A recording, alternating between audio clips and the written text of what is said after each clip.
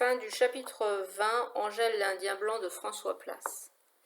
Disant cela, il m'entraînait au village en prenant le chemin de la maison des anciens. Il avait sans doute une idée en tête, à tout le moins une requête à faire, car il marchait d'un pas vif et fort déterminé. Théiac, le vieux borgne, nous accueillit sur le seuil. J'en profitai pour jeter un œil curieux sur l'endroit où résidait Corvadoro.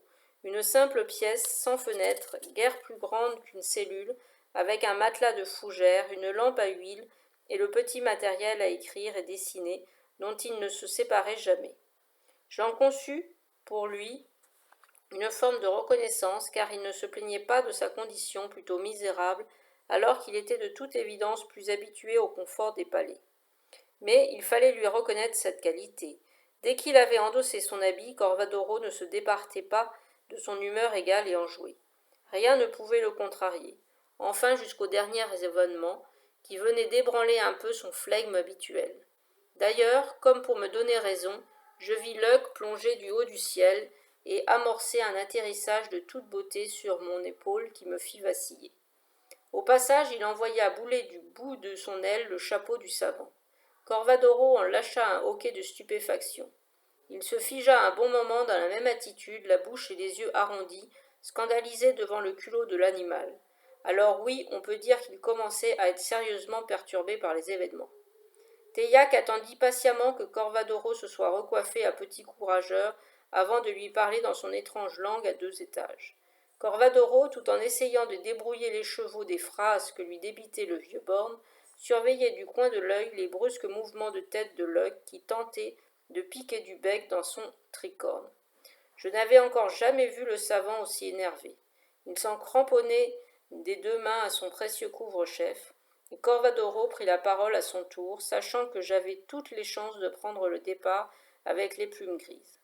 Il tenta de démontrer que lui aussi devait être du voyage parce que son sort et le mien étaient indissolublement liés. Il fallait nous présenter comme les 2 faces d'une pièce de monnaie, qui, parce qu'elles sont indissociables, en garantissent toute la valeur.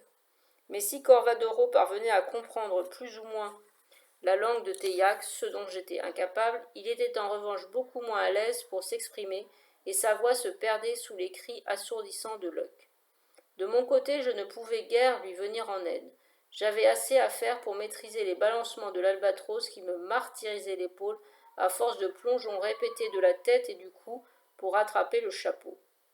Théiac, d'un geste de la main qui évoquait tout à la fois la lassitude et le découragement, mit fin à cette conversation aussi décousue que tonitruante. Et négligeant Corvadoro, il m'invita à le suivre.